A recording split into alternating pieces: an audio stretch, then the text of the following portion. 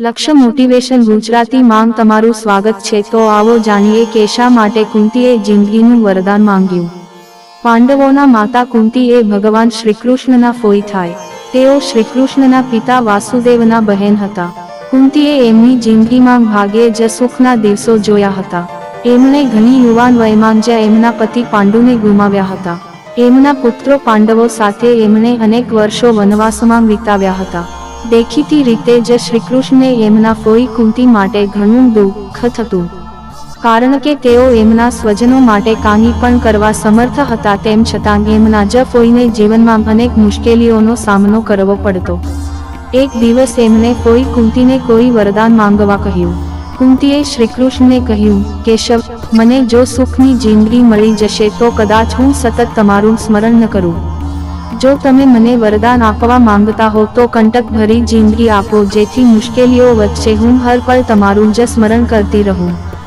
સામાન્ય રીતે આપણે આપણા સુખના દિવસોમાં ભગવાનને યાદ નથી કરતા હોતા, માત્ર મુશ્કેલીઓ આવે ત્યારે જ આપણે ભગવાનને યાદ કરીએ છીએ। કુંતી એમની જિંદગીની એક પણ પળ શ્રીકૃષ્ણના સ્મરણ વિના કાઢવા નહોતા માંગતા, એટલે જ એમણે મુશ્કેલીઓ વાળી જિંદગીનું વરદાન માંગ્યું છે। સમય બળવાન નહીં, મનુષ્ય બળવાન।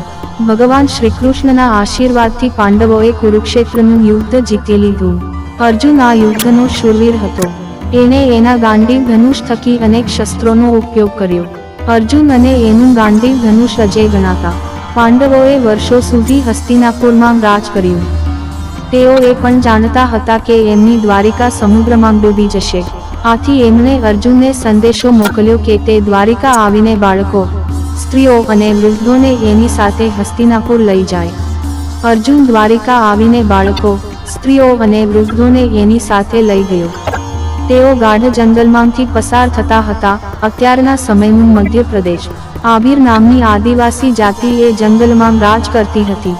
એમણે અર્જુનને રોક્યો અને તેઓ દ્વારિકાના લોકોને લૂંટવા લાગ્યા। અર્જુને તેમનો સામનો કર્યો। અર્જુન અને આભીરો વચ્ચે લડાઈ થઈ।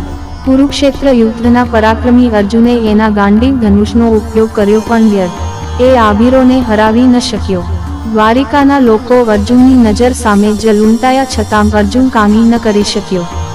કેટલીક સ્ત્રીઓ અને બાળકો તો આભીરો સાથે રહેવા જતા રહ્યા। અર્જુન શ્રીકૃષ્ણને આપેલું વચન પાળી ન શક્યો અને એમના કુટુંબીઓને સહી સલામત હસ્તિનાપુર ન લઈ જઈ શક્યો। આ કુરુક્ષેત્રનો શૂરવીર અર્જુન જ હતો। એણે એના શક્તિશાળી ગાંડીવ ધનુષનો જ ઉપયોગ કર્યો હતો। તે બંને અજેય હતા। માત્ર કુરુક્ષેત્રનું યુદ્ધ જ નહીં, પરંતુ અર્જુને એના ગાંડીવ થકી અનેક યુદ્ધો જીત્યા હતા। છતાં તે તેનાથી ઘણા જ નબળા પ્રતિસ્પર્ધી સામે હારી ગયો। આવું કેમ? કદાચ આ વખતે એની સાથે ભગવાન શ્રીકૃષ્ણ નહોતા, સમય એની તરફેણમાં નહોતો। આથી જ કહેવાય છે કે છે સમય બળવાન નહીં, મનુષ્ય બળવાન। તો આવા જ આર્ટિકલ્સ સાંભળવા અમારી ચેનલ લક્ષ્ય મોટિવેશન ગુજરાતી સબસ્ક્રાઇબ કરો અને અમારી સાથે જોડાયેલા રહો।